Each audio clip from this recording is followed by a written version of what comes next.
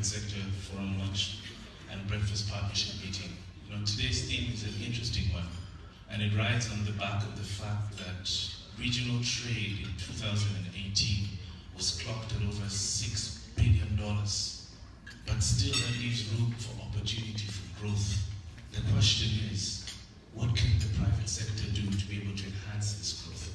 So it's my great pleasure to introduce the host who will be taking us through why we're here and to set the stage for today's proceedings. Please welcome the President of the Uganda National Chamber of Commerce, Ms. Olive Chibogo. Big round of applause, Chiefs.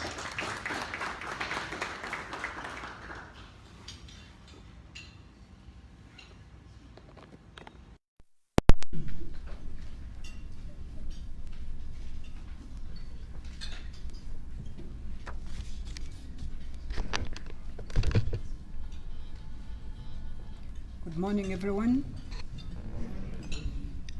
Our chief guest, Honorable Ganot, His Excellency Ambassadors, President and High Commissioners, Her Excellency United Nations Resident Coordinator, Madame Marongo, African Development Bank Country Representative Present, the President of Great Lakes Region Private Sector Forum, and President of Uganda Chamber Kenya Chamber of Commerce Industry, Mr. Peter Ngatea, the Vice Chairman of the World Chamber Federation, Mr. Kiprono, who is also the Vice Chairman of Kenya Chamber of Commerce Industry.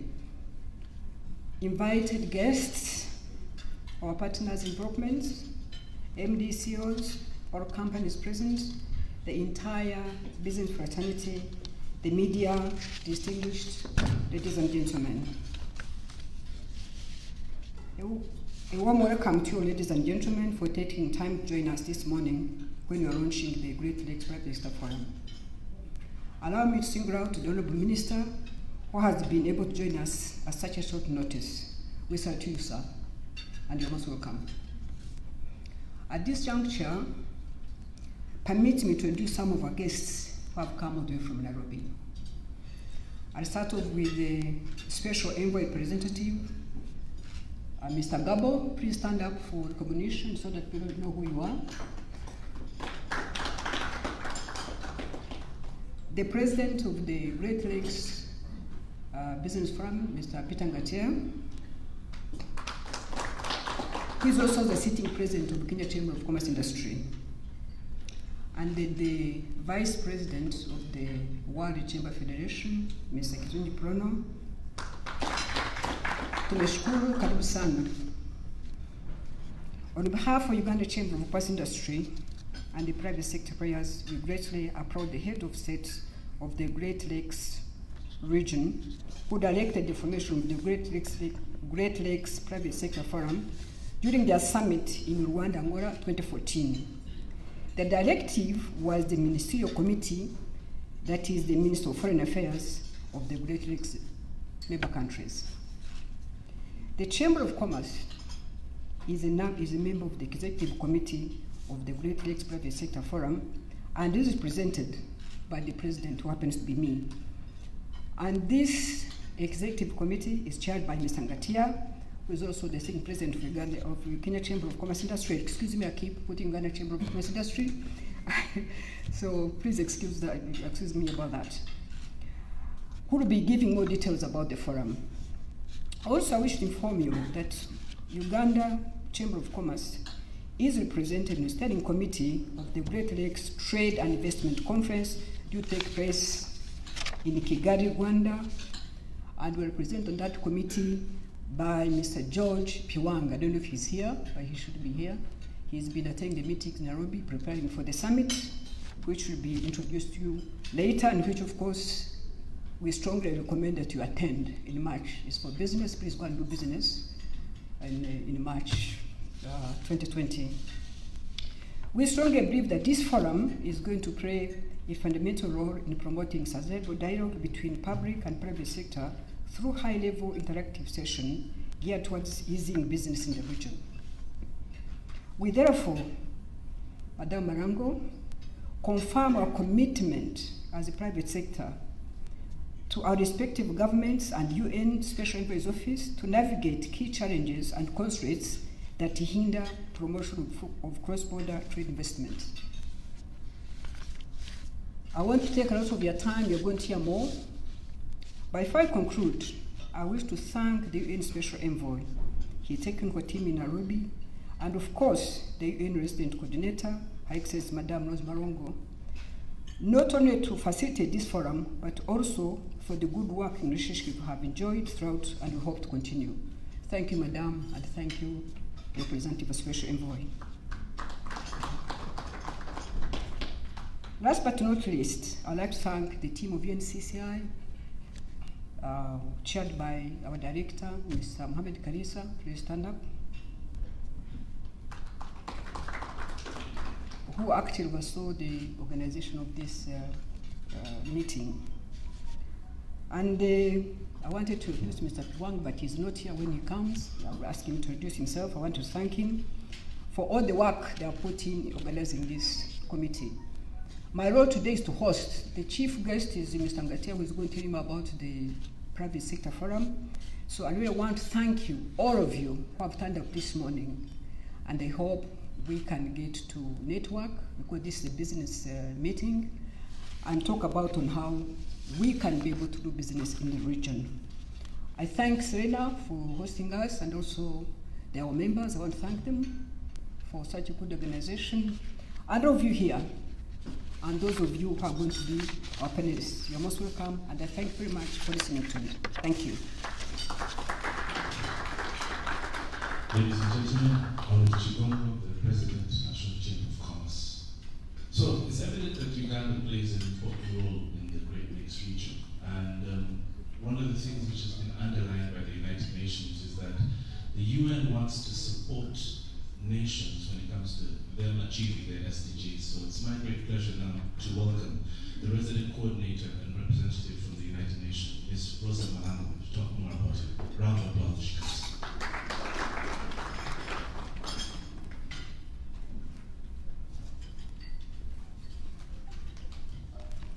Good morning, everyone. We did have coffee. Good morning, everyone. Oh, there you go. We have an attentive audience. First of all, before I give my remarks, I want to say Happy New Year. This is my first function in 2020. And definitely on behalf of my colleague, the Special Envoy for the Great Lakes of the United Nations, to say a really warm thank you for you coming here on this very important occasion. And I also want to say to the organizers, thank you for making sure there are women here present, because gender is definitely a priority. So seeing Amina and Maggie here, we cannot talk about peace, development, and trade without looking at the women's contribution to it. So thank you very much for that. And now I go to my formal remarks. The Honorable Minister and our chief guests here present, Your Excellencies, the ambassadors and high commissioners, officials from the government of Uganda, development partners present, colleagues of the UN system, the key stakeholders of the day, the private sector, distinguished guests, ladies and gentlemen, all protocol observed. On behalf of the United Nations, it is my pleasure to welcome you to this important partnership meeting with the private sector, during which we are also going to launch the Great Lakes Private Sector Forum.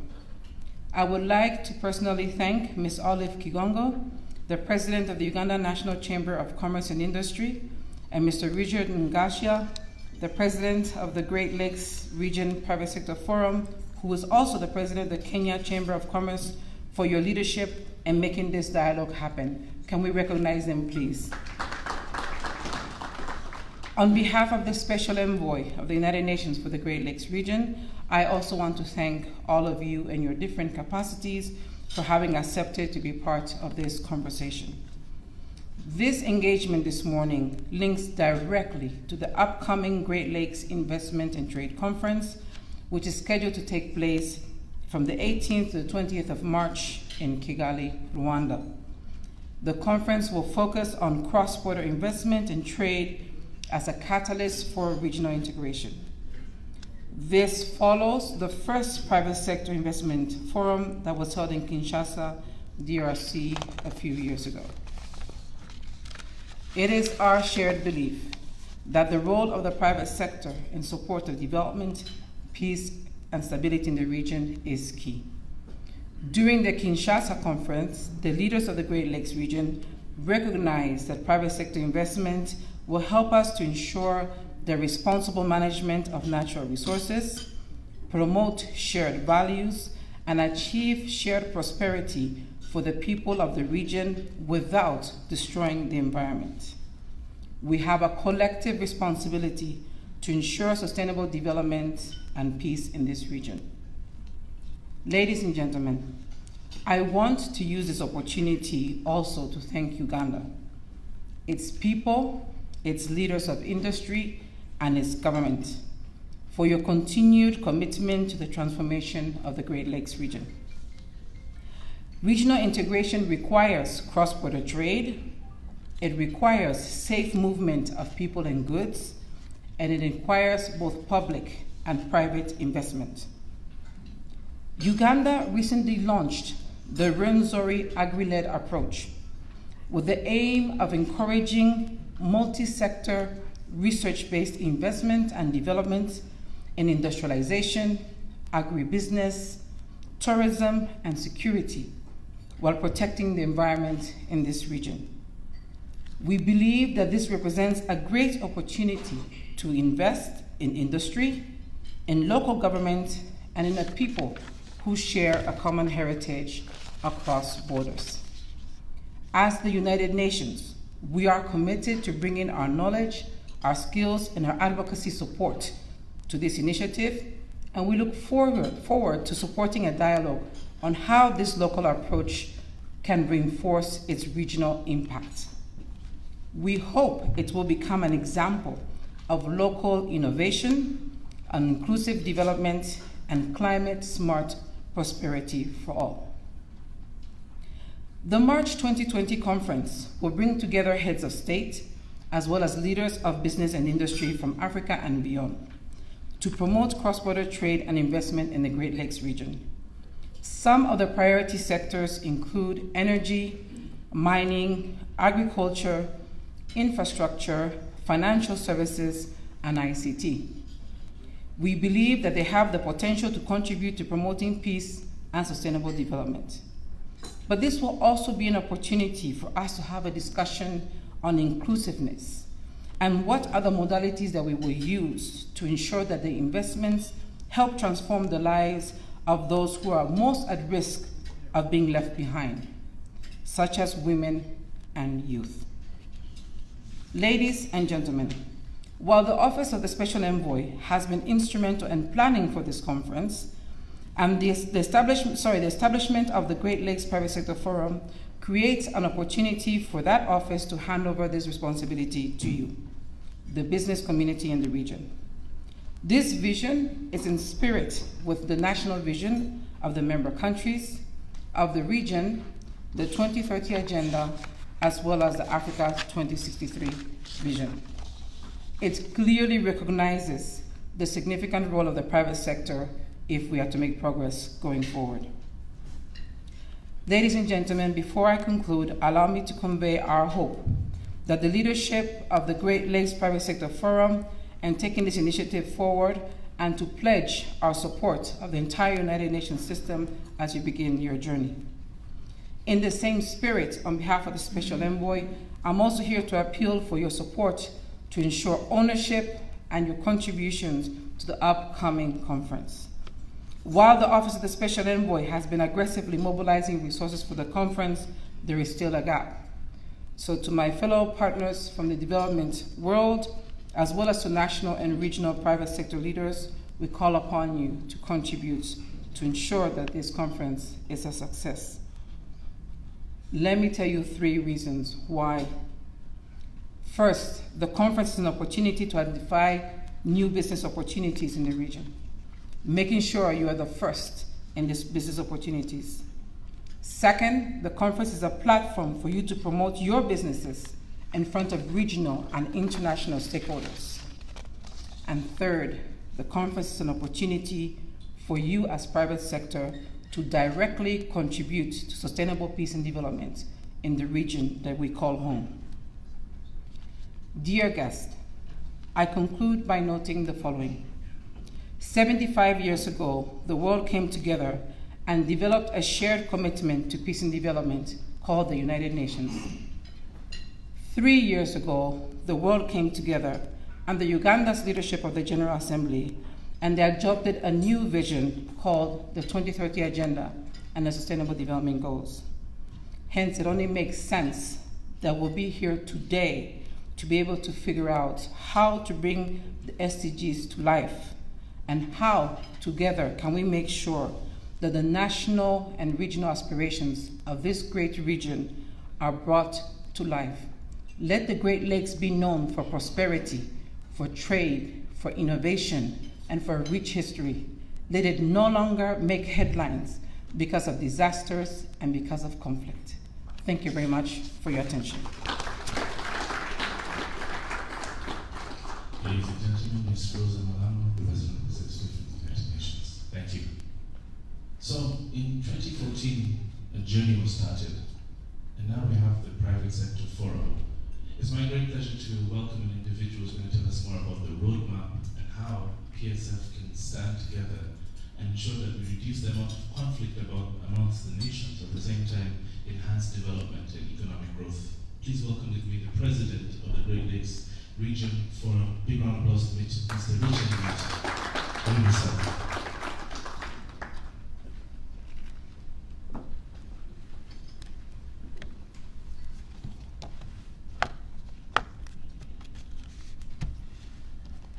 Thank you very much. The chief guests, Honorable Kahinda, Minister, East Africa Foreign Affairs, the President of Uganda National Chamber of Commerce, Olive Kigongo, UNDP Resident Coordinator, Rose Malango, immediate former Chamber President of the Kenya National Chamber of Commerce and Industry, Kiprono Kitoni, Captain of Industries, members of the Diplomatic Corps, and all protocol observed, good morning. Really, I'm humbled and very, very excited this morning to stand before you, to stand before the commissioners of business who are ready to walk with us as we integrate our borders. For me, allow me to convey my greetings for my fellow Kenyans and also our members of the private sector from Kenya who happen to be about 20,000. So please accept their greetings this morning and wishes of Happy New Year. In February 2016, during the first private sector investment conference, part of our follow-up actions was the organization of the Great Lake Investment and Trade Conference to further promote the role of the private sector in support of peace and stability in the region. A partnership building meeting was organized in October 2019 to galvanize national and regional support for the GLITC through the establishment of a strong partnership made of commitment partners for the conference scheduled for the 18th to 20th of March 2020 in Kigali, Rwanda, as you have heard from the speakers who are before me. A key outcome of the meeting was the establishment of partnerships conference to actualize the conference and to specify projects and financial contributions for the GLITC's overall success, and the IGLR PSF was given a key role by the GLITC's preparatory committee to lead on GLITC's resource mobilization strategy. It is in this regard This outreach event was organized as part of the resource mobilization strategy for partner states and to harness effective national and regional ownership of the conference preparation. At this crucial stage towards the GLITC, mobilization of Ugandan business sector for programmatic and financial support is a first step in the partnerships of conferences. Last year, around October 18th, we did meet with the General Assembly of all the states of the 12 countries, representatives from the Chambers of Commerce, where we established a new board and where I happened to be elected as the chairman of the Great Lakes Region Private Sector Forum. Now, in regards to this launch today and to the Great Lakes Investment Forum, what are the objectives? One is to promote the region's business climate and outline investment opportunities, and also demystify risk perceptions and misconceptions about the region, because it is no longer a war zone. I would like to thank Olive Kigondo, President of the Uganda National Chamber of Commerce and Industry, and a member of my executive committee representing Uganda private sector, for leading to the organization of this event in Uganda. But most importantly, I would like to thank sincerely the Ugandan private sector for attending this meeting, and finally underscore the crucial participation of Kampala's diplomatic community. As members of the private sector in the Great Lakes region, ours was a commitment to support lasting peace, stability, and development in the region within the framework of the Pact for Peace, Security, and Development in the Great Lakes region. The ICGLR PSF has been working hand in hand with OCESG and ICGLR to make the GLITC a resounding success, and financial support from the private sector is still necessary to close the GLITC's budget gap, currently standing at over $600,000, and I'm glad to report that this has since been reduced by the Special Envoy's Office, which now stands at about $500,000. Also last year, we also launched this forum in Nairobi, and where we invited high-level and key private sector members who committed themselves and pledged to participate in this meeting in March in Kigali. And since that time, we have been sensitizing more members. We have since opened an account where the private sector forum is supposed to be sending their contributions, and I'm happy to say that it is overwhelming. As KNCCI, we are focused on the expansion of the trade across borders with specific focus on women and youth.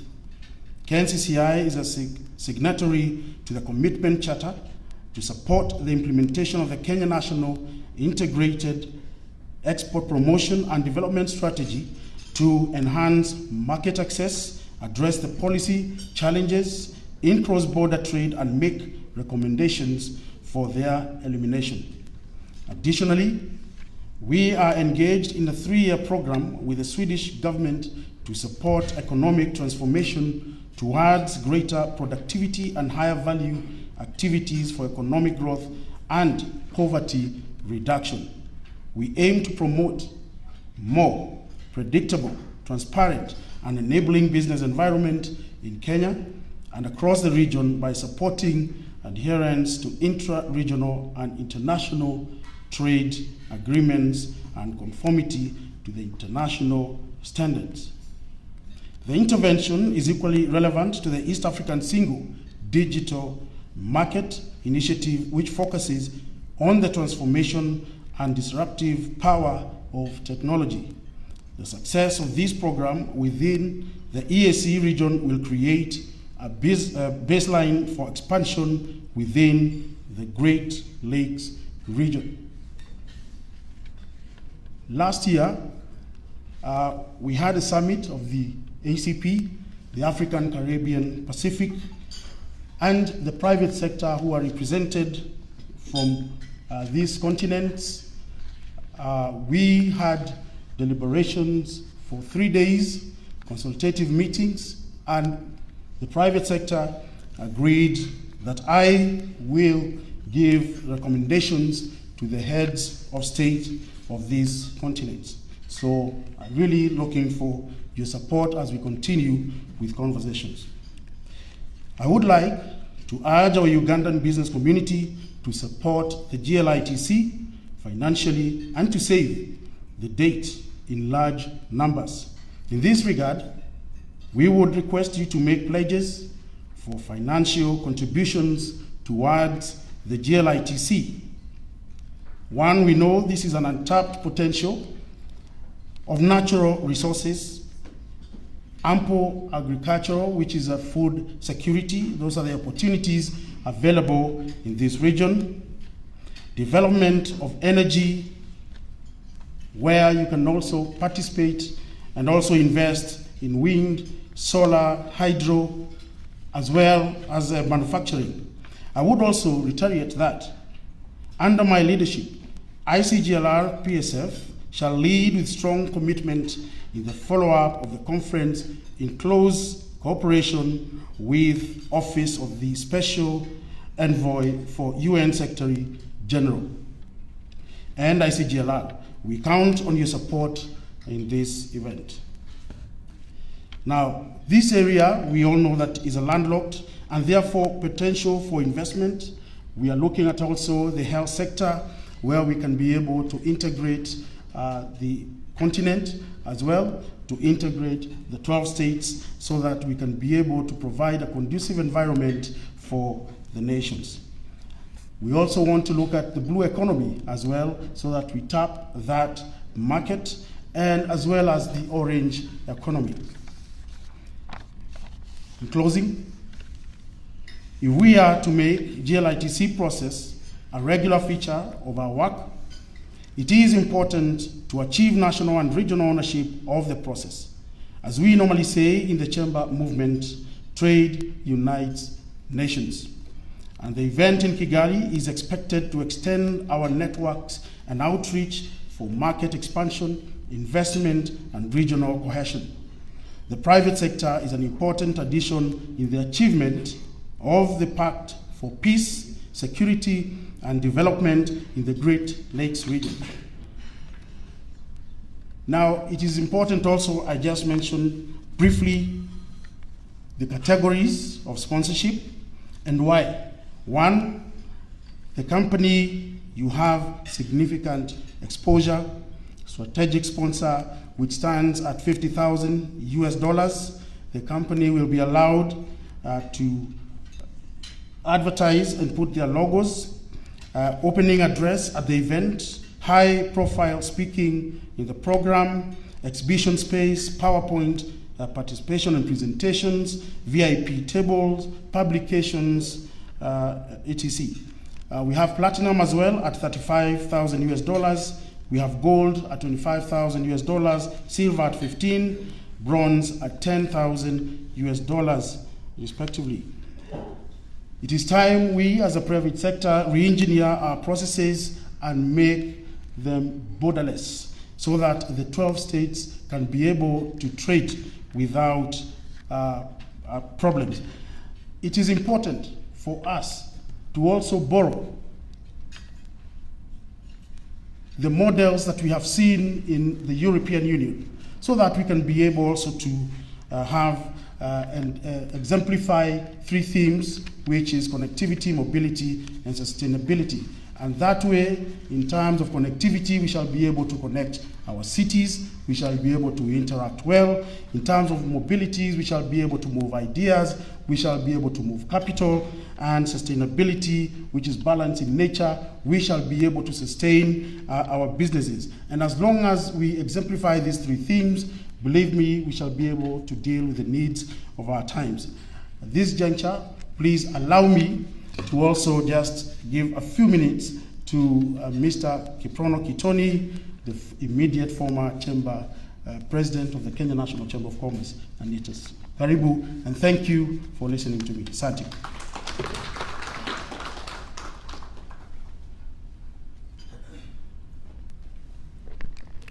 The chief guest this morning, Minister for East African Cooperation, Mr. Kahinda Otofire, Honorable Kahinda Otofire, the President of the Great Lakes Private Sector Forum, Richard Ngatia, President of the Uganda National Chamber of Commerce and Industry, and our host, Olive Chigongo, representative from the UN Special Envoy's Office, Rosa, the CEO of the East African Chamber of Commerce and Industry, Charles Kahudu, distinguished ladies and Rwanda ambassador to Uganda, distinguished ladies and gentlemen.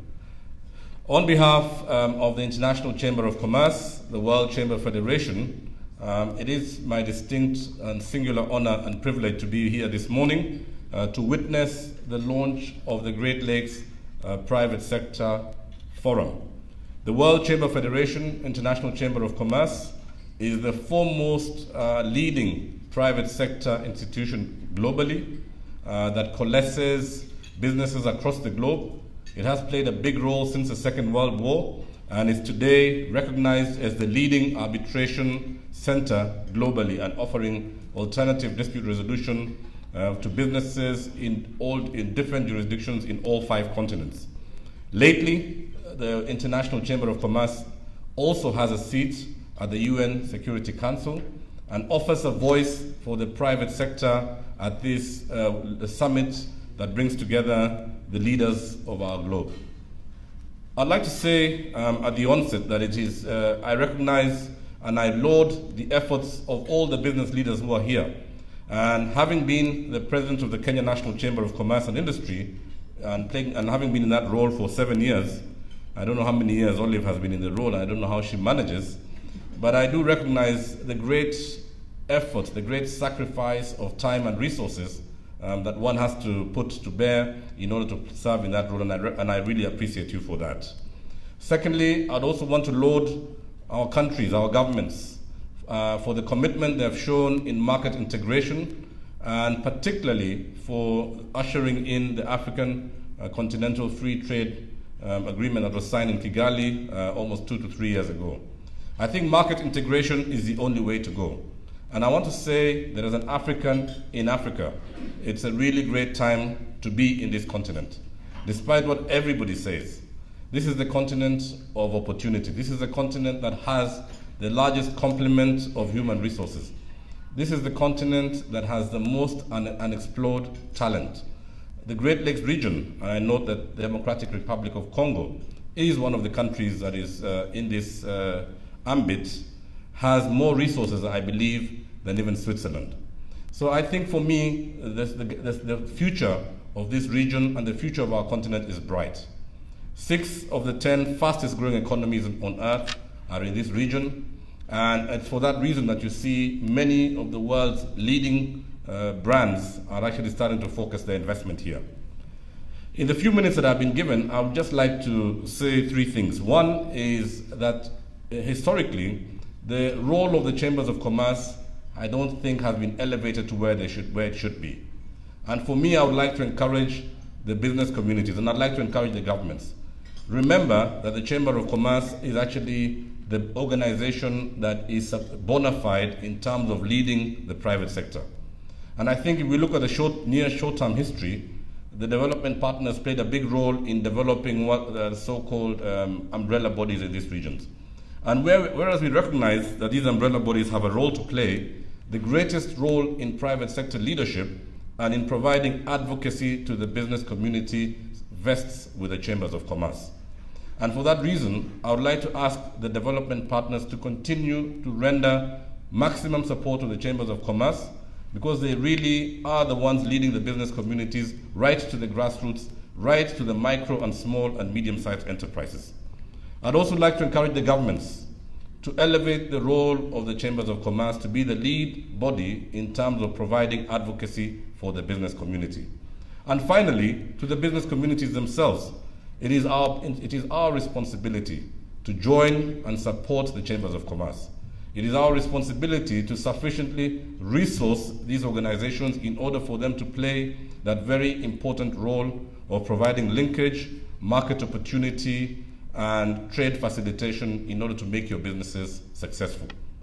So in the effort that you are doing, President Gatia, I would like to really encourage the private sector to reach out to their checkbooks and support this initiative, because through this initiative, we will be able to see much better market linkages and integration that will provide better trade, intra-African trade, intra-East African trade, and intra-Great Lakes trade. The last official function I participated in as the president of the Kenya National Chamber was to host a business forum in Mombasa, where the chief guest was President Museveni, who was on a state visit to Kenya. And I remember at that forum, he said there was a big uproar about the cost of eggs from Uganda being more competitive than the cost of Kenyan eggs in Kenya. And I remember President Museveni telling us that Kenya raising an issue on that is like two pygmies asking themselves who is taller than the other. And I think I agree with him. The best way we can compromise our market integration is to start to raise non-tariff barriers against each other. In Kenya, we embrace a free market. Right now, there's a huge discussion about milk, Ugandan milk into Kenya. And I think, for me, it is the responsibility of government, it is the responsibility of the private sector to actually ensure that we have a level playing field, to actually ensure that Ugandan goods that are actually Ugandan have easy access into Kenya, and Kenyan goods that are actually Kenyan have easy access into Uganda. And I think there is a role there for the Chambers of Commerce, because somebody has to certify these goods. Somebody has to issue a certificate of origin. And for us, Minister, we are saying in Kenya, we are happy for your goods to come and gain next entry to our market. And similarly, we are sure that Uganda is happy for their goods to arrive Kenyan goods to arrive in Uganda. And I'm sure Rwanda the same, Burundi, the Democratic Republic of Congo. But then we have to ensure that these goods actually do originate from where they say that they originate. So let us play a role in terms of elevating trade and in terms of gaining access to our markets, providing opportunity and creating wealth. With those few remarks, I wish the Great Lakes Private Sector Forum all the very best, and you can be assured of the support of the World Chamber Federation and the International Chamber of Commerce in your journey ahead. Thank you, and God bless you.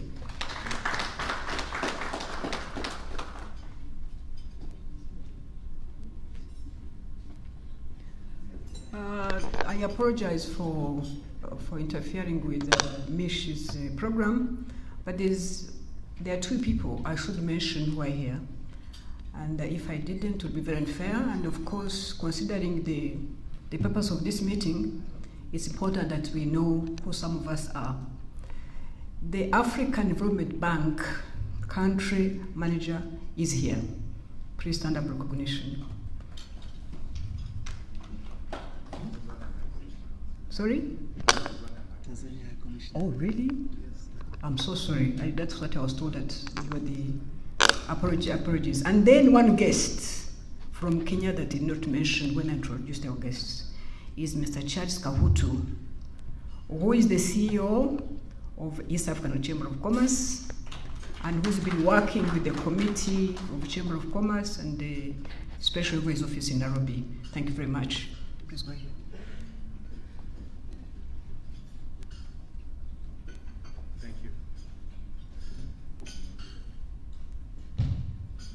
All right, thank you very much, Olive.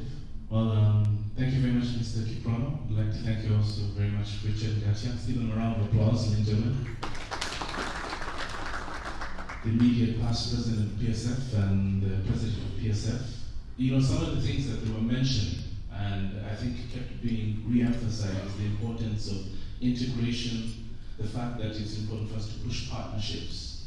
But you see, the thing is that you can't partner unless you're all at a certain level.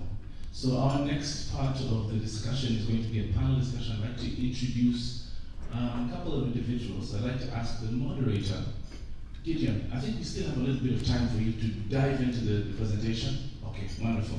So Gideon Baragawa, who's the Executive Director of PSFU, is going to come and lead this session. And one of the key things that he's going to be talking about is the importance of the private sector in economic development. Because we all know that the private sector employs close to over 90%, formal and informal, of most of the countries that we live in. The question is, how do you leverage on this to be able to grow businesses, to develop our countries? So Gideon, I'd like to call you up to introduce your panel, and then just in case he does need to slip away, I'll come in and assist. So big round of applause to him.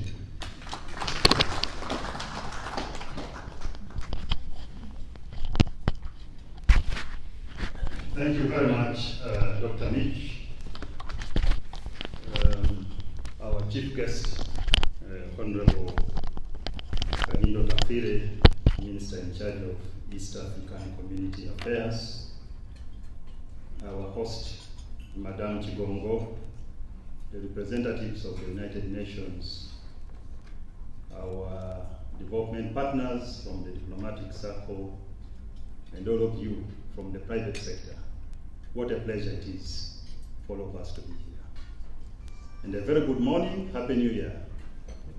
I have been invited to moderate this discussion following the very, very eloquent expressions from those that have already spoken. And I want to thank you all for those very wonderful remarks and the passion that each one of us has reflected for partnership and integration across the Great Lakes region. Thank you.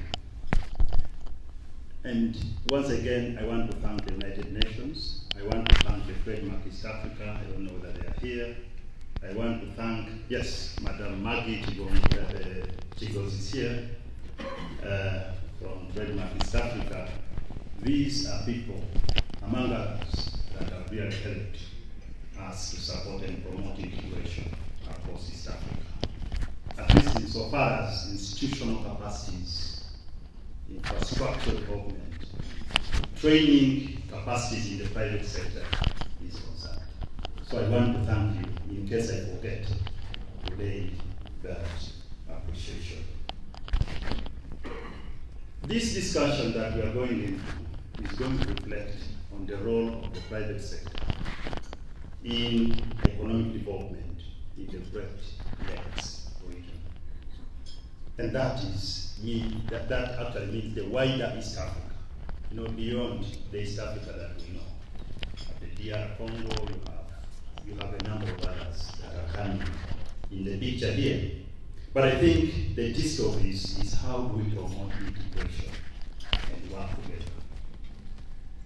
And for us, it will be very difficult to talk about the role of the private sector in regional integration and partnership processes without talking about the role of governments in the region, because the two must go together. We are talking about safety, standards, security, peace, markets, all these things. Certainly it's not, some of them may not be the role of the private sector. Because you and I know that the private sector role is to find opportunities, lay capital, and take advantage of the markets. That's the role of the private sector. If it is insecure for me to go there, I will not go there.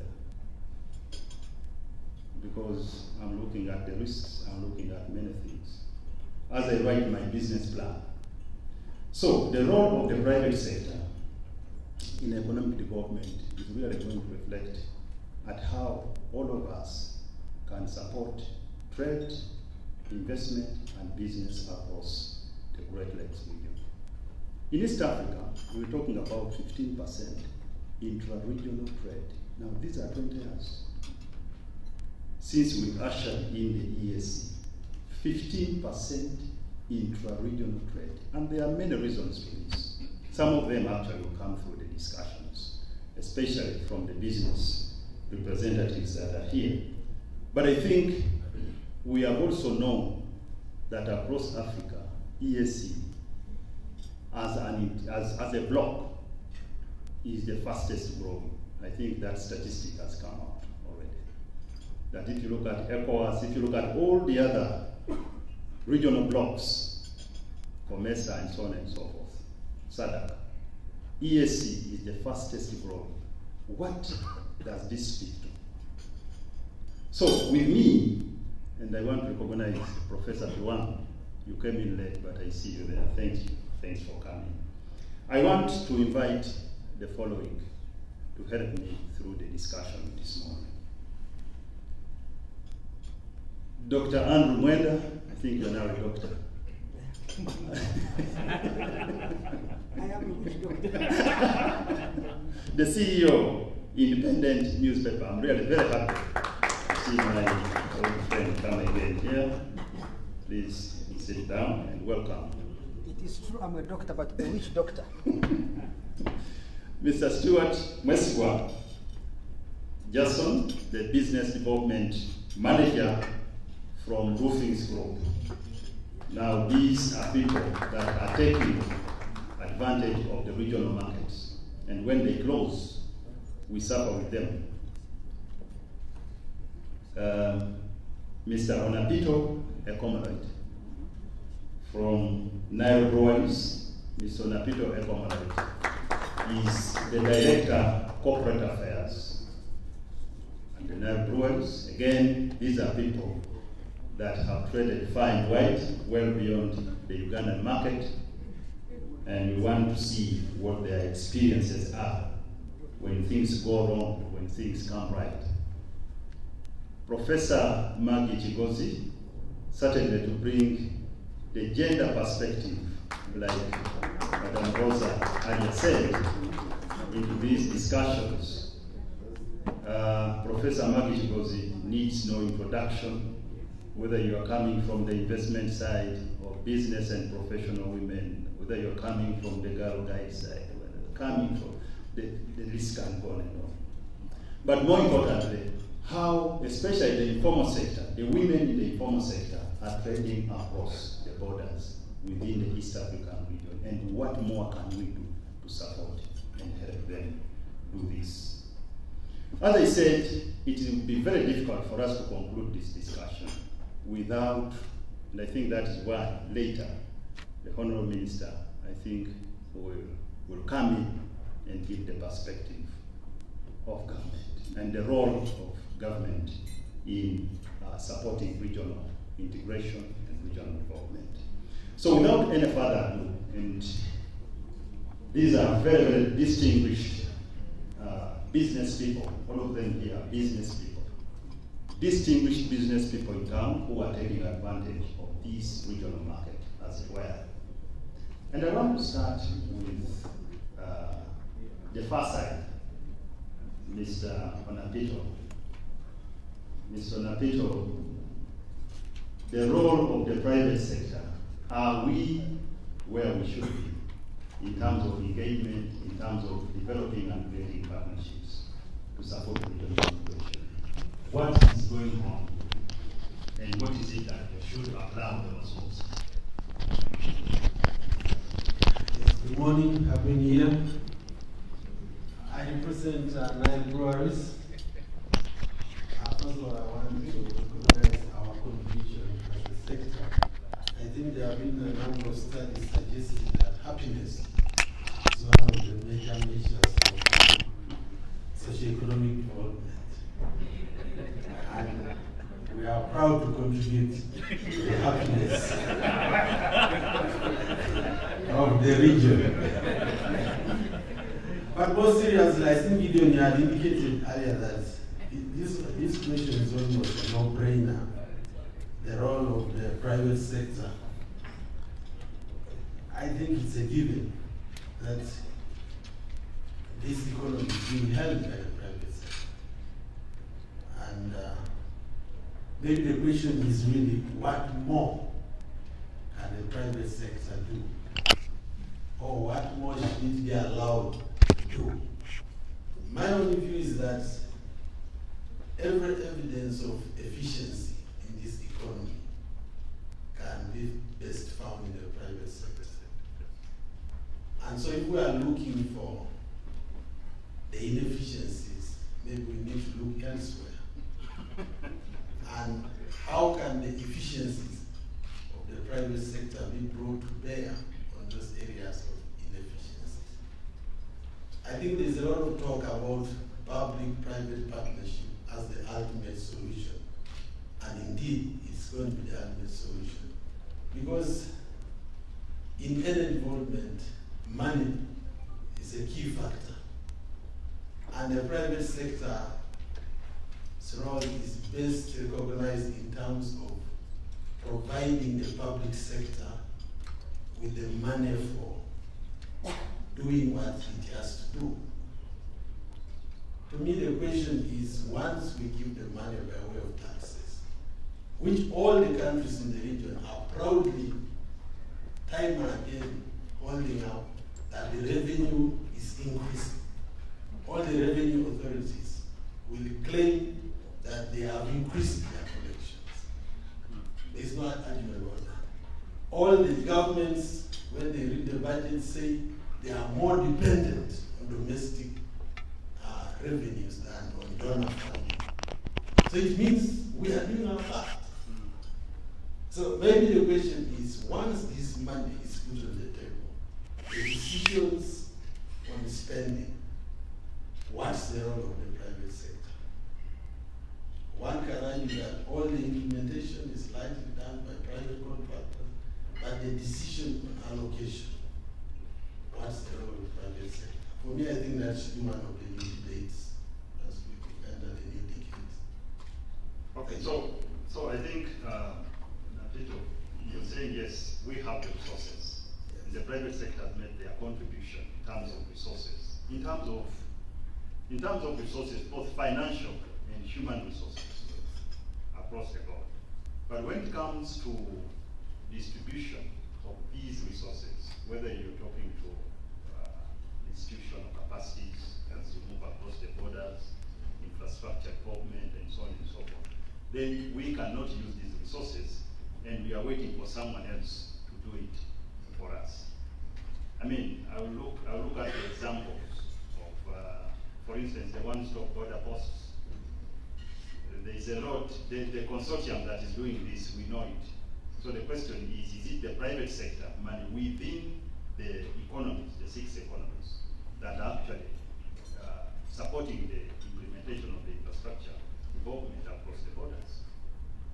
Is it that the private sector is not being invited forward, that the resources are diverted and doing something else, that then you believe if you are brought forward, you'll be able to influence and direct these resources to areas that they should be directed to support private sector growth further? Is that what you said? Yes. Stewart, any additions? We are addressing the same challenge. What role can roofings, as a group, because roofings have been taking advantage of the market in South Sudan, the market in DR Congo, the market in Uganda. Roofings, as I've known you, for the time I've known you, I think you are one, if not the biggest manufacturer of steel in the region. The consortia manufacturing steel and its construction materials, roofing materials in the region, and taking advantage of this. What impact is it on you if you can no longer go to South Sudan, you can't access Rwanda, you can't access DR Congo? What impact is it creating? Thank you, Gideon, and good morning, everyone. Once again, Stuart Jason Mweswa are my names. Like the old man here, may I treasure being a Munyoro from the land of oil. I bring you greetings from Roofings, the strength of the nation, as you all know. The role of Roofings, the role of the private sector, yes. If we are not involved in these economies, if we cannot access markets, it becomes very difficult for us as manufacturers to employ more Ugandans. You would have lost jobs. It becomes very difficult for us to earn foreign exchange because we cannot export. Uganda as an economy, East Africa, we need the foreign currency. Issues of capacity utilization. For example, we have invested about 200 million in Namambe. The state-of-the-art factory that is there. You don't need to go to Japan, you don't need to go to South Africa in order to see what is happening there. By the way, we are not only doing roofing sheets, but name it, whatever is steel in construction and plastics, we can make it. We can customize your products. But if we cannot access these markets, it means our equipment that is installed in Namambe will lie idle. It means we cannot consume the power that is being generated from Mujagali. We cannot consume water. In other words, Uganda Revenue Authority also may not achieve their targets because we are not selling. We are now promoting skills for our youth so that they can be able to work, they can be able to generate income, they can be able to pay taxes, they can have purchasing power. All that will be lost. But if I can export to South Sudan, if I can easily access Rwanda, Burundi, that means I will be able to utilize my investment 100%, and that gives me even the opportunity to invest further. It gives me the opportunity. For example, now we have iron ore, which we are not doing anything with as a country. It's a natural resource.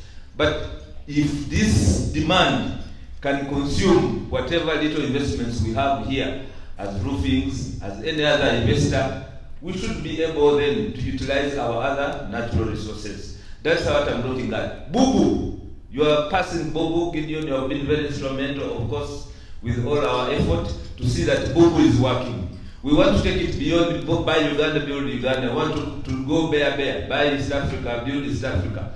How are we going to achieve this if we don't involve the private sector in this kind of transactions? Thank you. So, and I think this really goes to the Honorable Minister before I come to the old man.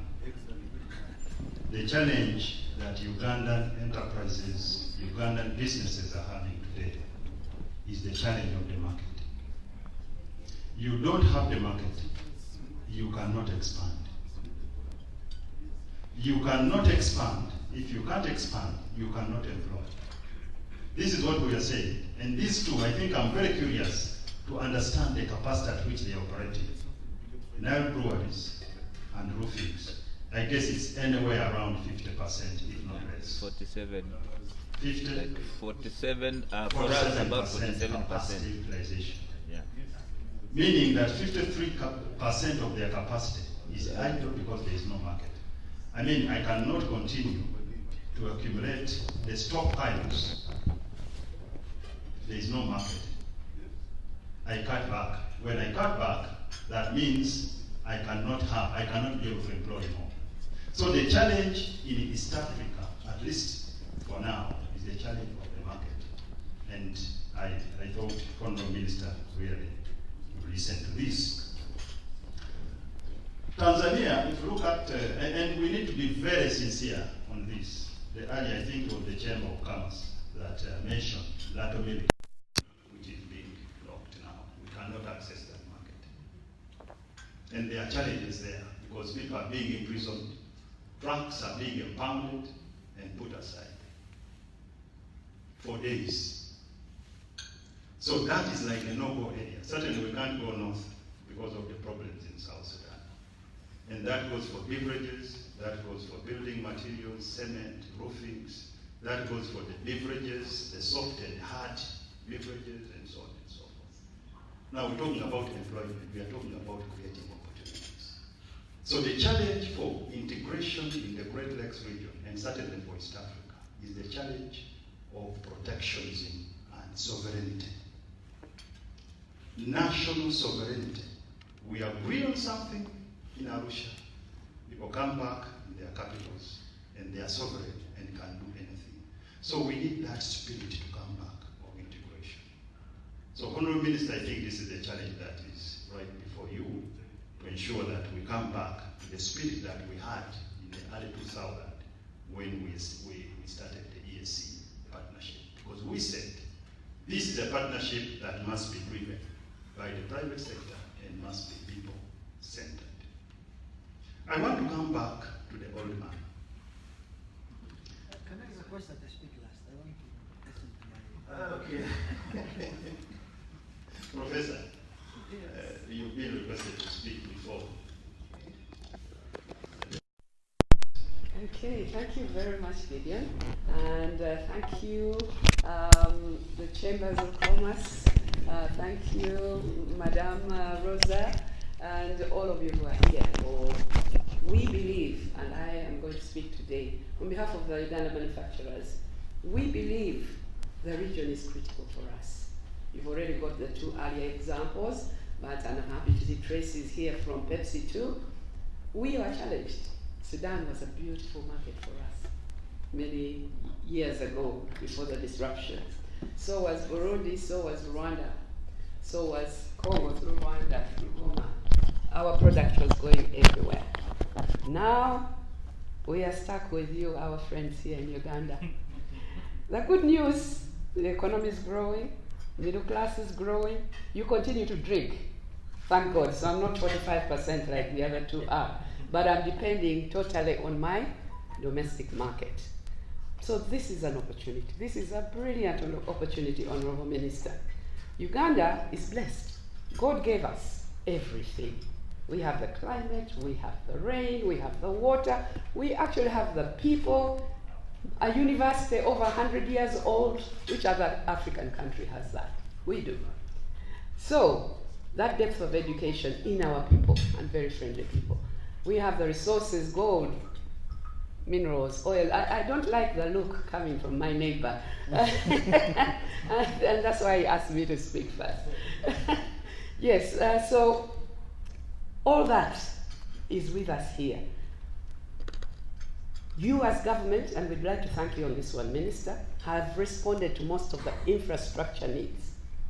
Energy, which we used to really, that generator used to kill us.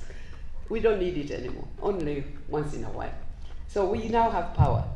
ICTs, everything, water is working very well.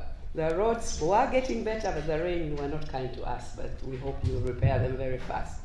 We await the railway, the standard gauge railway, and it'll be bliss. Uganda was supposed to be, in the year 1999, the hub, the logistics hub for this region. In fact, the IGAD region rather than East Africa. And we were going to do that through the Namamve Industrial Park, which is now infrastructure is being done. And the value add, manufacturing, so that yes, we do have maize, but so does Congo, so does everyone. But can we add value? That's what the plans. Within the various industrial parks in Uganda, we shall add value and then supply the region and export as well to other places. So that is our dream, Honourable Minister. I want to thank the organizers today and the people who've worked on this. This is our solution. This is the market that we are looking for as business people here. Thank you. Okay. Thank you, Professor, for those insights.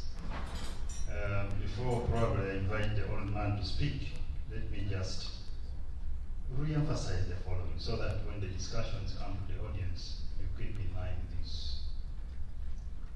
Industry, agriculture in this country is potentially crashing if we do nothing about it. How? Markets, we're talking about driven production. And we are talking about value addition through industry. The breweries are working with farmers. Mukwano here is working with the oilseed farmers. Simsim, sunflower, name it. All these, actually, our industry base is agro-based. Now, if you don't have a market and people are working at 47% capacity utilization, you know what that means? No employment. Even today we are graduating students here. They are looking for jobs. That is a time bomb for this country. You are not going to employ if you don't have a market. You cannot borrow from the bank if you don't have a market. You cannot use raw materials. You cannot get raw materials through backward integration if you don't have the forward integration, if you don't have the market. You cannot use electricity, he said it, profits, if you don't have a market, and so on and so forth, and the list goes on. So the market drives everything. Every time that markets close on businesses, you are crashing. So I want the discussions really to start focusing on how do we open up markets. And I want to thank government for the integration process. Negotiations have been on and on, through the customs union, through the common market, and so on and so forth. But we see that we are beginning to go back to where we came from. 20 years ago, as we started the integration, Uganda is looking for markets. Give them the markets, whether it's agriculture, whether it's industry, whether it's insurance, banking, and so on. Any business plan that does not speak to a market or present a market strategy cannot be presented in any bank. All of us know that. So, as the old man comes in, I thought emphasis should be on markets and how we promote security and peace in the region. Because the closure of the markets, some of it is actually hinged on the peace and security. What is it that we can do? Is there a role for the private sector in ensuring that we support and promote peace and security, but we, more importantly, open up markets and let them remain open across the borders? All right. Thank you very much, Mr. Moderator. I want to thank my other granddaughter, Mrs. Olofiko, with your panelist here. At 107 years, my ideas are rusty. And I wondered why she could invite such an old man with outdated, stupid ideas to be on the panel. But since I am here, I must expose my stupidity. First, the role of the private sector in development. There are two things I want to say. The private sector in Uganda is not a homogeneous entity. We have a private sector which are large businesses. We have a private sector which is small and medium scale. But that is a smaller distinction. The biggest distinction is the private sector in Uganda is divided into two. It is divided into multinational capital, or what we would call foreign capital, and what I would call national capital. So we can call it national, we can call it indigenous, local, national, domestic, because there are many Ugandans who may not be indigenous Ugandans, but their businesses are located here. They may be Asian, they may be European, they may be Chinese, but really the springboard of their business is here. When they make money, they reinvest it here. So those, I consider them national enterprises. Then there is multinational enterprises. Now, what is the role of each of these in the development process? I want to say that I am suspicious that the strategy, the economic strategy, sorry guys, you know, Donald Trump is calling me over matters of Syria, but I'll talk to him later. What is the process of development, and how does the private sector fit in, and which private sector drives that development? Development takes place in the context of international trade, as the moderator and all the other panelists have said. It takes place in international trade. International trade is a form of hierarchy in our old language of the Marxists, but in the present language you could call it is a value chain.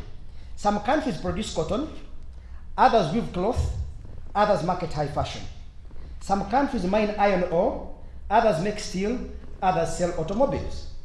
How much you earn from international trade depends on your position in that value chain. If you produce cotton, you will earn about 1.9% of the international market price. If you weave cloth, you will earn about 17 to 18%. If you market high fashion, Dolce & Gabbana, Louis Vuitton, Gianni Versace, you will earn anything between 65 to 70% of the international market price. What is the relationship between that and development? Those that produce cotton and therefore earn 1.9% of the international market price are the poorest countries like our motherland, Uganda. Those that weave cloth and earn 20% of the international market price are middle-income countries, say like Bangladesh. Those that market high fashion, like Italy and France, are advanced countries. The process of development is a process of upgrading from low value to high value products. The greater share of the value you get in the international market determines your position in development, whether you're an advanced country, a middle-income country, or a poverty-stricken country. Now, let me come to the division of capital within our countries. Why is multinational capital an inappropriate vehicle for our transformation from poor to advanced countries? As a rule, multinational firms do not transfer the most innovative parts of their business to their subsidiaries. For the next 1 million years, Apple is not going to transfer the design and marketing of the iPhone to Uganda. You see, if you look at this iPhone, it says designed in California, assembled in China.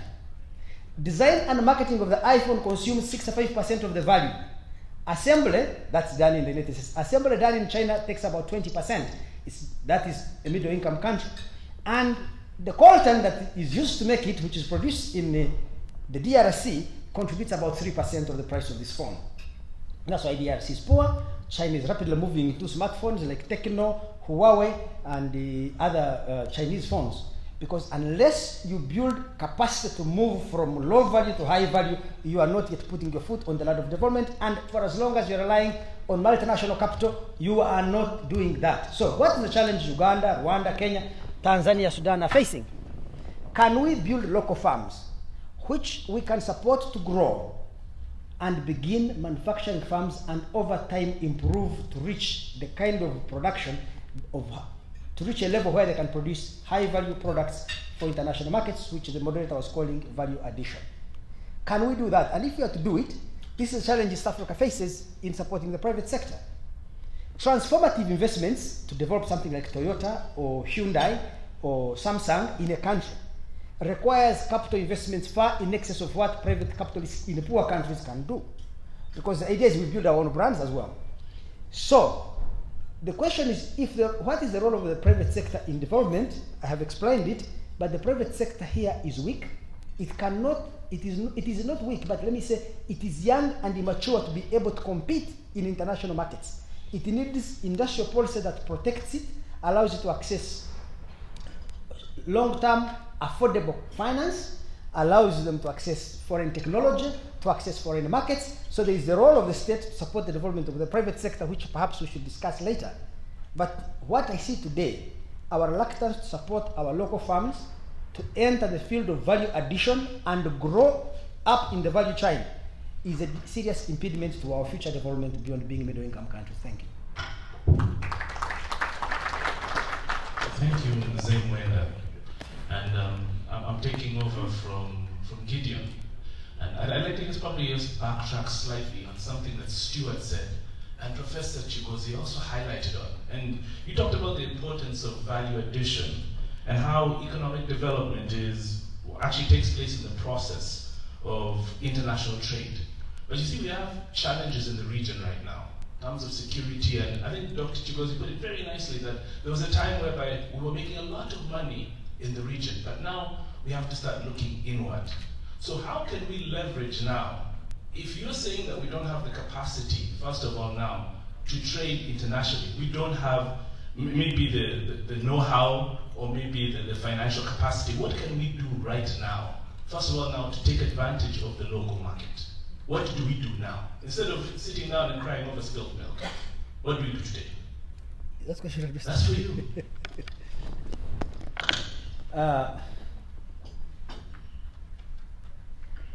First of all, I don't know whether my ideas would be popular. When we talk of markets, by the way, I just even don't mean numbers of people. When I listen to our president speaking, he always mistakes a market for a population. Those are two different things. You can have a population of 1 billion and a smaller market, and another guy has a population of 100 million and has 10 times a larger market. A market is about purchasing power. How much people can buy.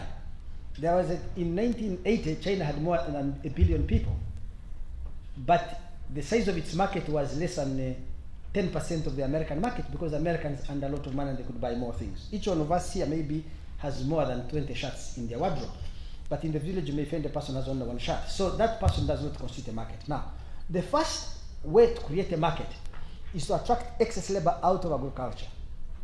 For as long as so many people are tied to the land, they build their own house, produce their own food, and interface with the market as a secondary institution, it's difficult to create a market. The creation of markets in the first countries that developed of Western Europe was that either by forceful expropriation or by whatever methods that were used, peasants left the land and came to work in factories in towns. Once you come to work in a factory, you own nothing except your labor power. Every single thing else you need, whether you need housing, whether you need food, whatever you need, you must interface with the market to get it. So the first creation of a market is to separate people from land. So when I see government of Uganda and our president fighting to keep the last peasant on their land, I get worried, to say something politically incorrect. When I see these people accused of being land grabbers, that is evidence of the incipient agricultural capitalists trying to access large tracts of land in order to put it to commercial use. That person is maybe, in terms of human feeling, may not seem good to us, but is a transformative agent, because what happened in other countries is land, the peasants were separated from land as owners, but reunited to the same land through the agency and initiative of capital. Now as agricultural laborers. As agricultural laborers, they created a market. When they came to cities, they became industrial workers. They created a market. For as long as 70% of Ugandans own their own land, and 85% of Ugandans are self-employed, it is so difficult to create a market for industrial goods. So if you're talking about a domestic market, that is the constraint to the domestic market. Too much subsistence existence. Regarding regional markets, if I was to talk about it, I think I would be arrested or accused of being anti my country, because I struggled so hard to stop the disagreements between Uganda and Rwanda. And by the time Rwanda closed the border, I think that we didn't listen to the Rwandese and their fears and anxieties and concerns, and then we killed that market. So we as Uganda, I'm 100% certain we are to blame in a significant way for what happened there. So if we want markets, we need to know how do we harness our neighbors, kiss them and hug them and deal with them, listen to their concerns, address their anxieties in order to sustain these markets. But that's all I can say. Thank you. Thank you very much. I'm going to allow probably 2 or 3 reverts from the audience, because I'm a bit pressed for time. And feel free to address the question to any of the different panelists. Just put up your hand, tell us who you are, which organization you represent, and keep your question short and to the point. I think one question that somebody has just passed to me, I think is going to Mr. Onapito. You complained that you see as the business sector, you generate immense amounts of tax, and it's collected by the Revenue Authority, but you do not have a say in how said tax is utilized. What would you like to see happen in the short term and in the long term, so that we can document it here and we can say, this is a position that we would like to have as a business community? Well, to join my former students in the realm of controversy, abolish government except the state, and give the private sector a major say in implementation. Honorable Tafiri knows when I say abolish government except the state. He knows that you need the armed forces for law and order, but everything else, as government has yet to prove its worth. That's why after so many decades of nationalization and government control, we had to go back to the private sector to revive most of the sectors of the economy. So there's evidence that why UPTC failed and the private telecoms won. So nobody has ever asked whether you can actually have a purely private government. Africa It's the only place where there are experiments and innovation. So we all complain about government is not working. Why is it not working? Where government doesn't want the private sector work. All right, thank you.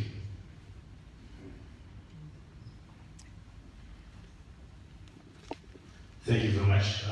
My name is Benson Wesikwa. I'm from KPMG, Uganda. I'm really excited to be here at the launch of this forum. I have a question and a comment. The question to the private sector is, we know the market here is quite challenging, even for the Gatuna border issue. Most countries here deploy non-tariff barriers. I know Tanzania had issues with the sugar and then the oil. That's the edible oils. So they keep playing them. Now you're hearing of the milk. But beyond East Africa, there are other markets, like the US, EU, through these other preferential trade agreements, AGOA. What is stopping the private sector to maximize these other opportunities, like AGOA? I would like to know that. Then two, a comment to the old man. I think, again, it comes back to accessing other markets while we are trying to sort the fires in our backyard. For instance, we did a study around the edible oils, and there were markets, those most advanced markets, they are health conscious. They prefer high value edible oils. But when we did the study, we noticed that none of the players here in the market were able to access the markets in Switzerland. Even when the some consignments went, they had to be destroyed. They actually had to incur costs to destroy the consignment because it arrived in winter, and I think the transportation was really not adequate. I believe maybe how can government, why can't we support private sector to maximize these markets before as we address these challenges here? Those are my questions. Thank you. Yes, Professor? Yes,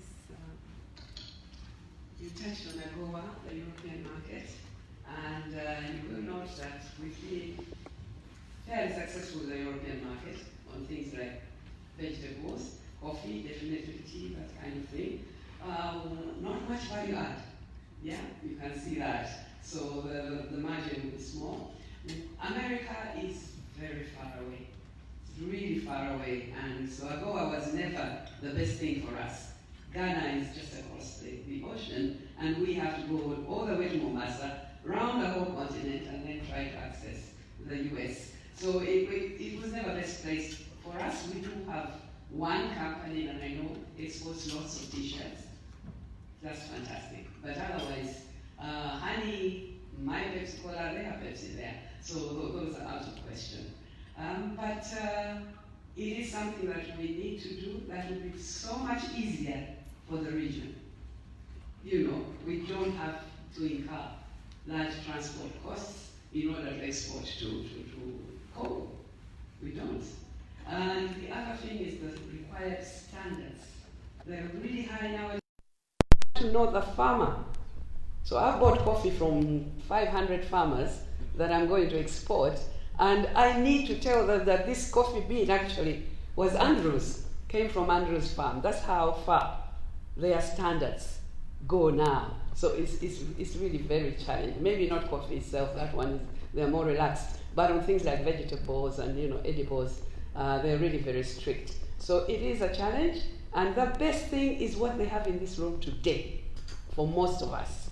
There will be the few companies that will be able to export further. They're already doing it, some of them. But for the rest of us, let us get the IGAD going. Thank you very much, Professor. I'd like to just take two final questions. I'd like to take this moment also to appreciate Professor Piwan George, who actually is a member of the steering committee of the Great Lakes Region Investment and Trade Conference. Let's give him a round of applause. Professor, thank you for making time. I'd also like to say a special thank you also to Ambassador Dr. Aziz Ponari Mima. Thank you very much for making it here. Big round of applause for him. So, Ambassador, I think you had a question or something you want to say. Thank you very much. It's not a question, but just a clarification. I think the gentleman there mentioned about the oil from Tanzania. We had issues with palm oil based on the rule of origins, but other edible oils like sunflower and other kind of oil, we have no issues. So we are very good supporters of the market integration for East Africa, but also we follow the rules which are within the East African community. So the issue of sugar, if the sugar is from Uganda, there's no problem to access Tanzanian market. But if you bring sugar from Brazil, you try to export within the East African market, you say no to us. We have some issues, but based on the rules we set for ourselves within the community. Thank you. Thank you very much, Ambassador. I think I'll take a final question before we have our guest of honor. My name is Alina Hesse. I'm very glad to be here because I'm born in the border of Kenya and Uganda. And this kind of partnership, it is always business to business, B2B. For us, for me even, I've done a lot of business in Uganda. It's because of where I was located. Being only 33 kilometers to enter Uganda, even with all the regimes and the problems, but for us business people, we had already integrated.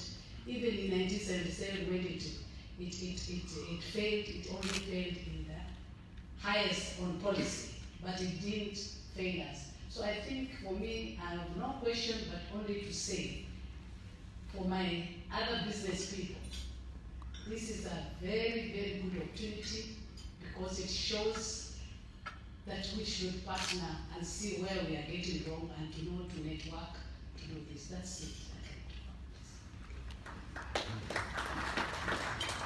Thank you very much, Madam Amina. Well, ladies and gentlemen, I wish we had time to finalize, but probably, since we've heard a lot from Professor and from the old man, I'd just like to have a closing statement. Stuart, do you think you could wrap up everyone there, represent everybody, wrap up in 2 minutes, give us perspective before we call our guest of honor? Thank you very much. I can only say that this partnership is long overdue and there's no choice. Whether it's government or private sector, we must work together. Region boundaries are also a hindrance to our development. Madam Amina here is saying she's born in the border of Uganda and Kenya. Somebody just woke up one day and said, now this is Kenya, this is Uganda, but we are one. We should be able to work together. In manufacturing and many other products, value addition, there are standards. These standards should be harmonized. Logistics, we need to make sure that goods can freely move, goods and persons can freely move from point A to B. We have issues of visas. Even in South Sudan, I have a live example of one of our marketing people trying to access Sudan market. But there's a whole chain of requirements to get a South Sudan visa from Uganda. And then it takes more than a week. Why would that be, really? And at EABC, we are talking regional integration, we are talking bear.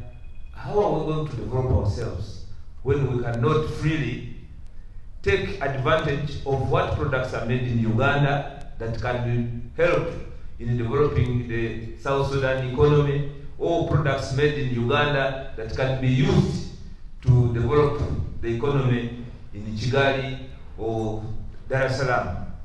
We have these opportunities. There is a lot that we can import from Tanzania. There is a lot that we can export from Uganda to Kenya to Burundi. All these opportunities are there. But Honorable Chief Guest, also, as you go to voice our private sector requests to the bigger ears in government, let us be heard. We don't want to be spectators. We want also to be the drivers of this vehicle that is actually contributing a lot towards economic development. We thank you for the peace that is created, but listen to us as well. Thank you very much. Ladies and gentlemen, a round of applause to our panelists. I'd like to thank our moderator in absentia, Mr. Gideon Badagawa. A big thank you to Professor Maggie Chigozi. Thank you to Stuart Jason Mwesigwa. Thank you very much to Mr. Onapito Ekumoroit. And a big round of applause to all of them. Round of applause.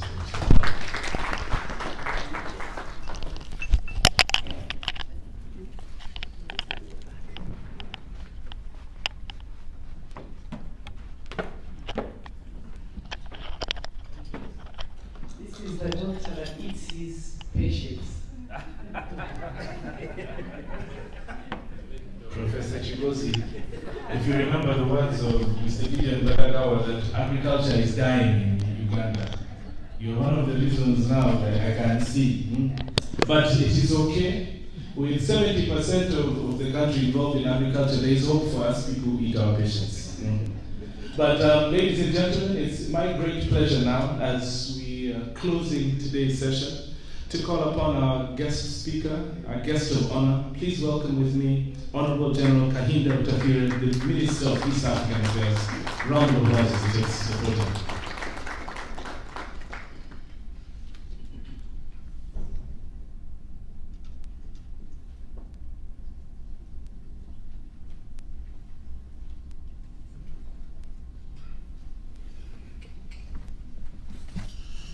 Thank you very much, Mr. Ngatia, President of the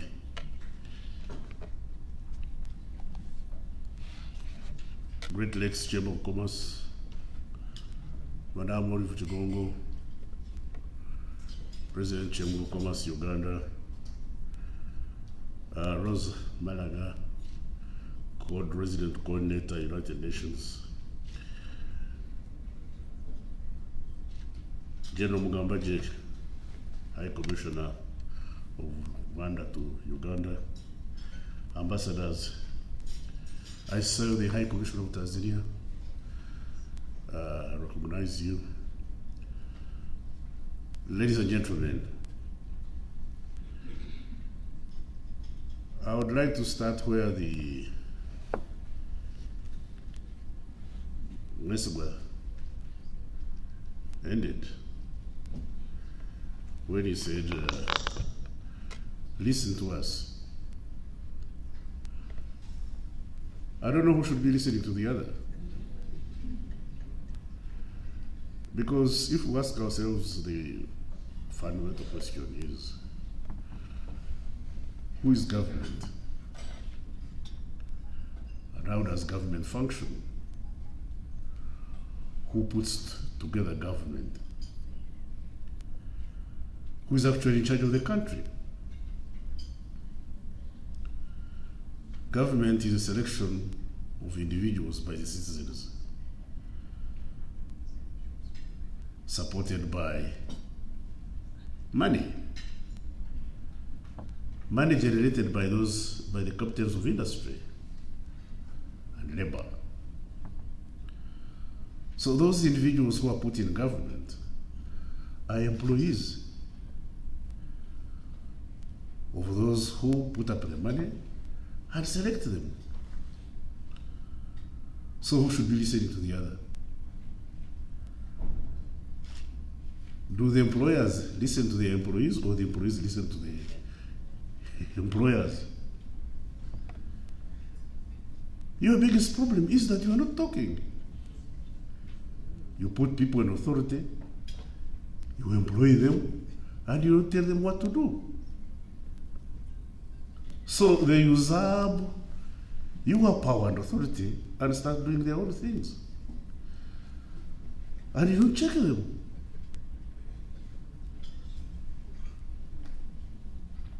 Why are you complaining? It's your fault.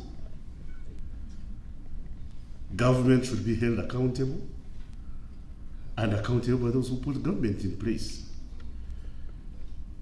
You elect members of parliament, and you allow them to go and do all sorts of things, discuss non-issues, and you keep quiet.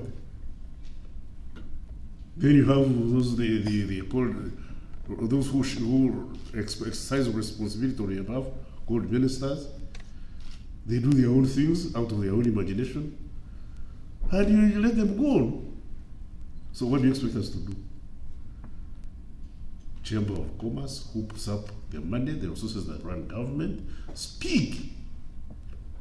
Speak to all of us. I have had, I was making fun with Mr. Kiprono, that these wonderful Ugandans and Kenyans are quarreling over, imagine milk and eggs. They have nothing better to quarrel about. Milk and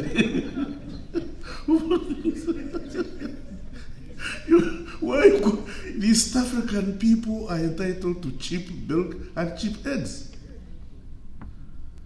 For us, the eggs from Uganda, produce them cheaper. If you can't produce them, produce something else that will be cheaper and bring it to Uganda.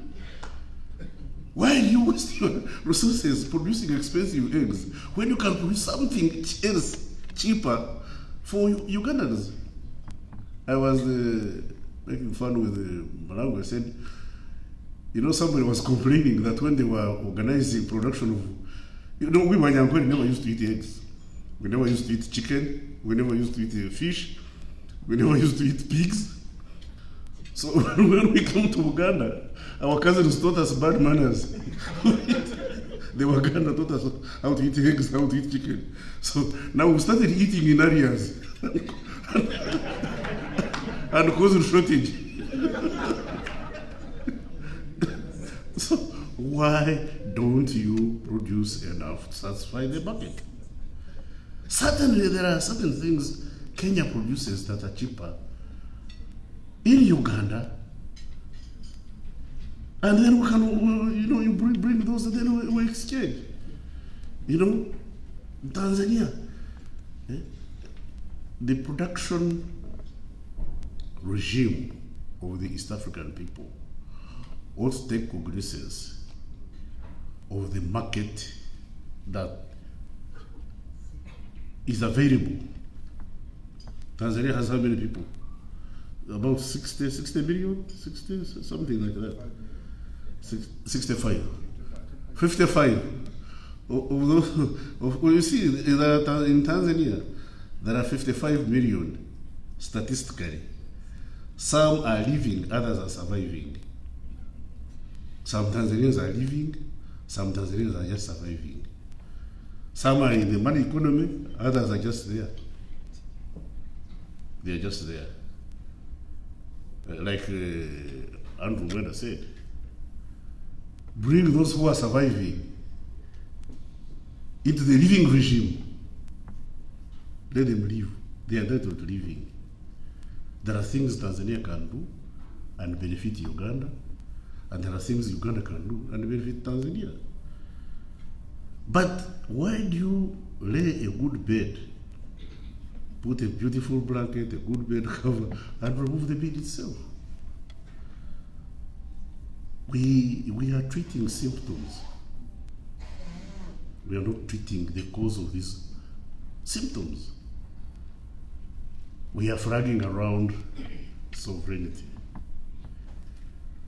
Let me tell you, ladies and gentlemen, like I've said before, sovereignty in poverty is poverty of sovereignty. Your Excellency, the High Commissioner of Tanzania to Uganda, would be a more dignified person being a mayor of Mbeya in East Africa mayor of Mbeya in East Africa is more dignified than the High Commissioner of Tanzania to Uganda.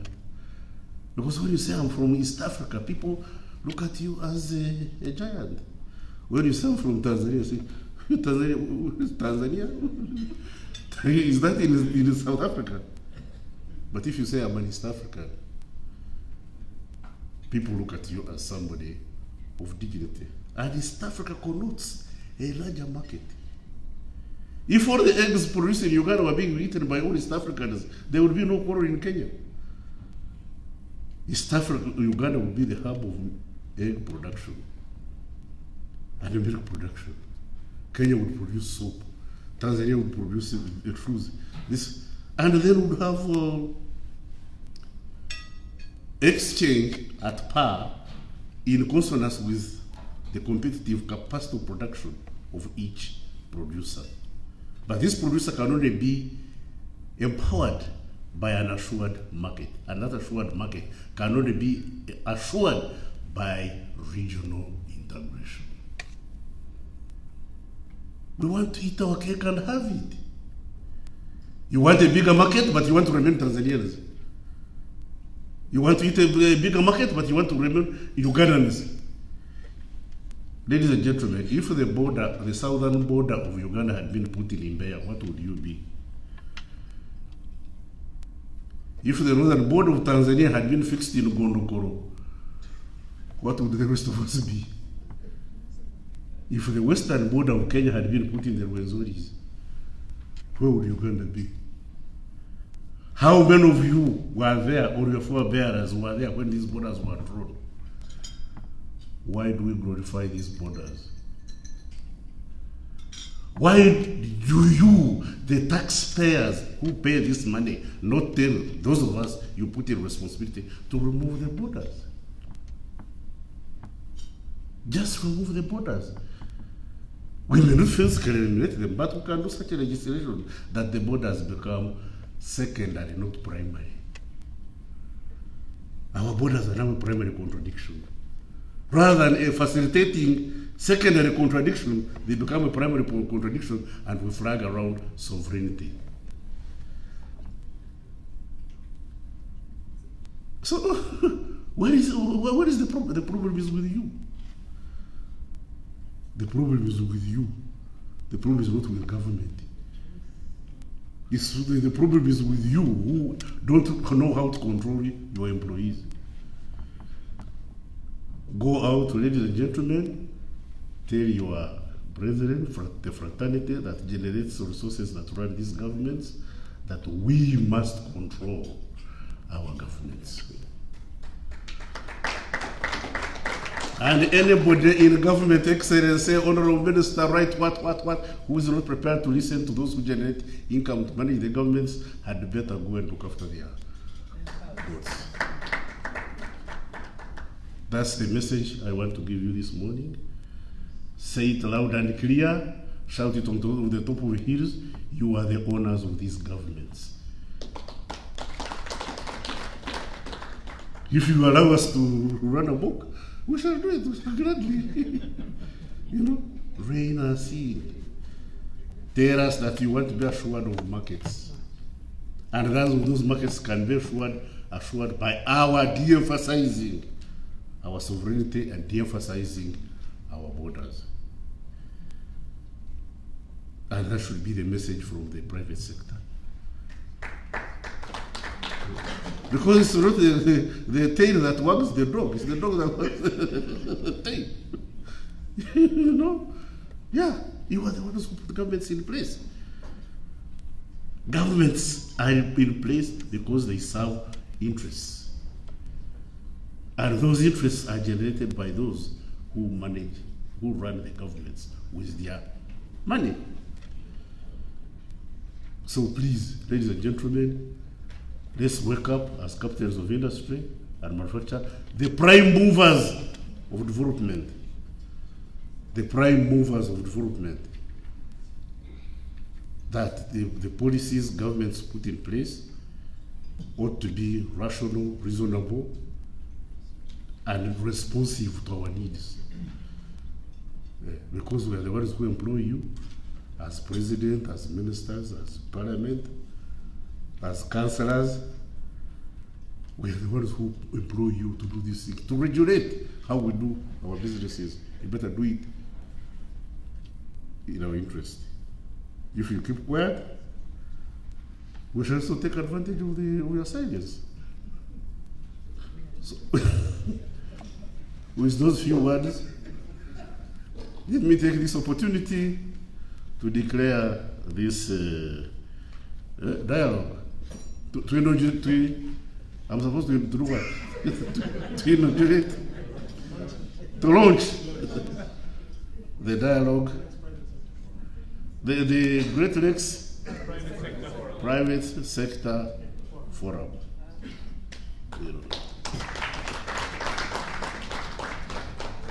And finally,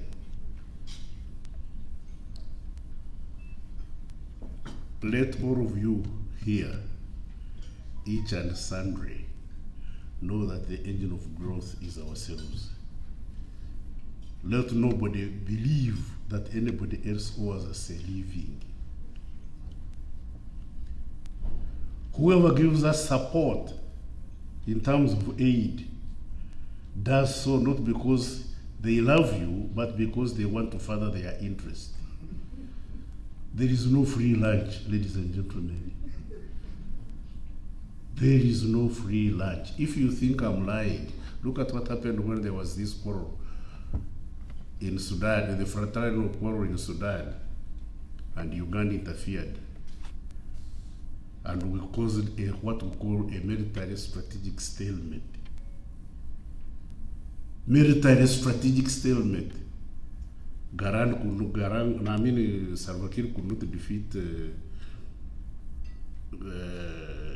other gentleman.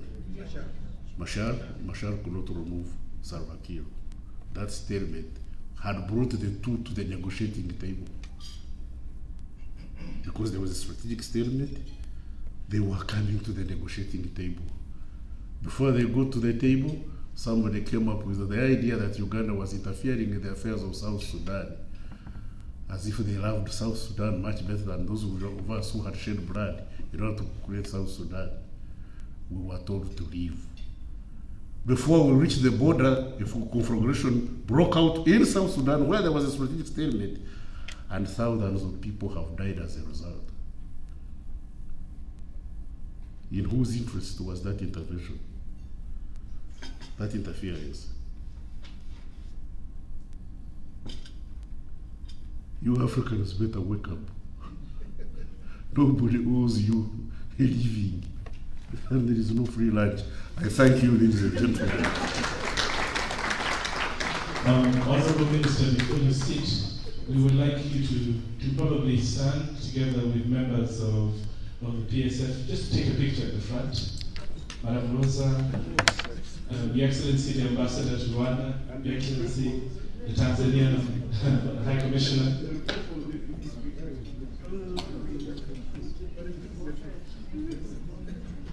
Mr. Kiprono, if you could also do us the honors. I would like to also call upon the panelists, Mzee.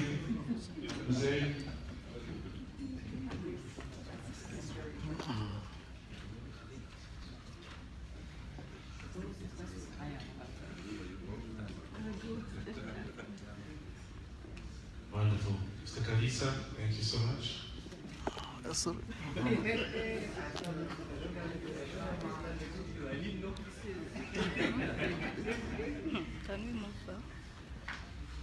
Okay, let's all smile for the camera. Right after this, we'd probably like to ask you, Honorable Minister, and the members at the front to all sign our launch document. This is a commitment that we are all committed to regional development, integration, working together. Because as the Honorable Minister has put it, there's no free lunch, so let's work for our lunch. All right, thank you very much. Honorable Minister, if you could do us the honors, and we could sign our document. Yes.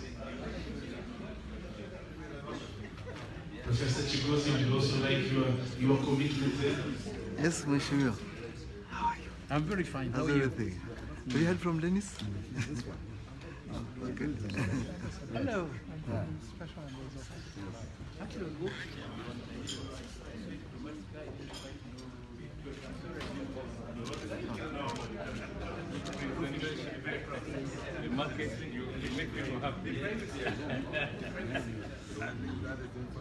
Well, thank you very much. Could we have the panelists?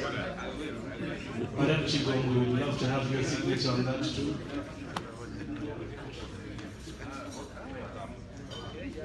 Mr. Richard, Mr. Gatia. With Gideon, I introduced him to Gideon.